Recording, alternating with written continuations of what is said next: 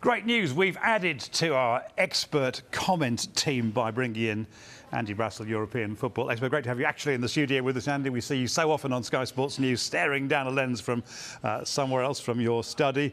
Let's start with Haaland. You've seen lots of him over the years. Is there any doubt that he'll be a success? No, I don't think so. And I think there would have been a doubt if it had come straight from Austria to the Premier League, which was a possibility, with, of course, Manchester United interested before Dortmund signed him. I think, really, Manchester City are going to reap the benefits of the work that Dortmund have done with him over the last couple of years, because it looks like a straight line. He was scoring goals in Austria, of course, at Champions League level, continued to score goals at Dortmund at the same rate, pretty much at one a game, and we assume it'll do something pretty similar at Manchester City with all the chances he's created. But what has happened in the interim is become a much better all-round player.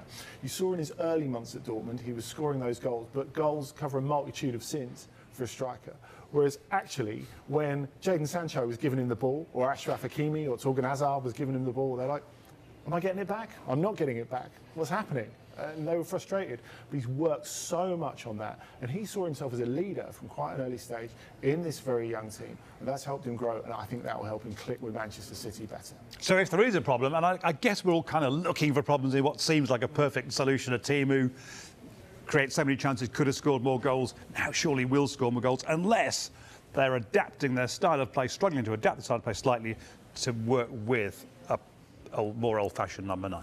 Yeah, and I think that is it. The fact that he's going to adapt to them, but they're going to adapt to him as well. It feels like he's filling a hole that they had before of that penalty box killer. And he's such a clinical finisher. He loves the ball in front of him. He shoots early.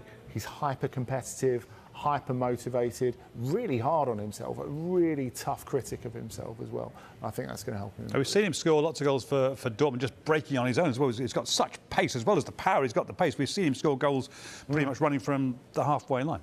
Yeah, that's right. And that's not the kind of goal you've seen from Manchester City very much in the last couple of seasons. Yeah, that's absolutely right. And it's going to change the way, I think, that teams defend against Manchester City.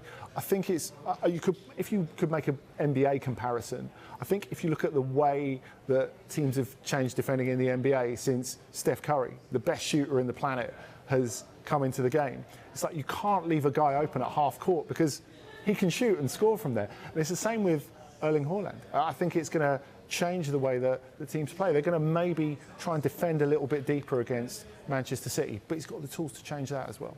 Darmish has been talking about Benjamin Sesko, who is now at Red Bull Salzburg, who you mentioned with Haaland. I mean, forgive me for being oversimplifying it and saying he reminds me a bit of Peter Crouch, the giant fellow who's actually got a good touch on the ground as well. But tell us a bit more about him. I'm not really sure you can compare the two. Fair enough, that's fine. Firstly, Sesko has got a lot of work to be that good in the air.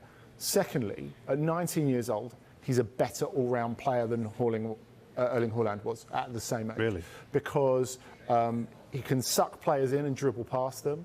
He's quick enough, but not express like Haaland is as well. But he's just so aware of everyone around him. That's something that Haaland had to learn at Dortmund. Now, he's not the goal machine that Erling Haaland was.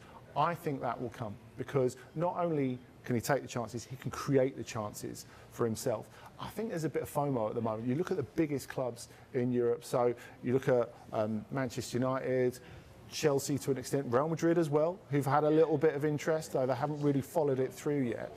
I think there is a sense, and probably a growing sense at Manchester United, of we don't want to miss out on this next superstar. Let's go for it, even if it costs now, because the ceiling for Sesko is absolutely huge. Have you heard any more than you had all week on? From the initial discussions that United have had with RB Salzburg, there seems to be a gap in valuation, but as Andy said there, can they risk not taking that risk at this stage when potentially they'd have fewer rivals realistically going for him in this summer's transfer window? He's only 19 years old.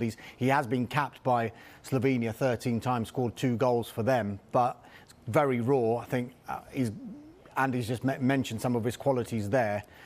I just wonder whether United are going to start thinking, we need to think long term. Now, there's all this noise going on about Cristiano Ronaldo. If they could bring in someone like this, I think it will give United a real boost just now. I think that's it. It's about being quick, isn't it? Because, as you were saying, Darmish, like, they've been quite slow, Manchester United, and they identify a target and then they painstakingly take their time over it. Whereas Liverpool, it's the complete opposite. There's speculation, and a day later they've got the player in the bag. You know, they managed to keep things under wrap. I think that says a lot about the lack of leaks there are at Liverpool. With Jota, you didn't even have the day, did you? I mean, Jota just came from nowhere. No, exactly, and it makes the job for us guys a lot more difficult. But having said that, I think Manchester United need to be quick on this, because you look at how condensed the Champions League campaign is. If he has 4 to 6 good Champions League games, by the end of November, someone's wrapped him up, someone else has wrapped him up, and like you say, they'll have other rivals who are ready to take him straight away.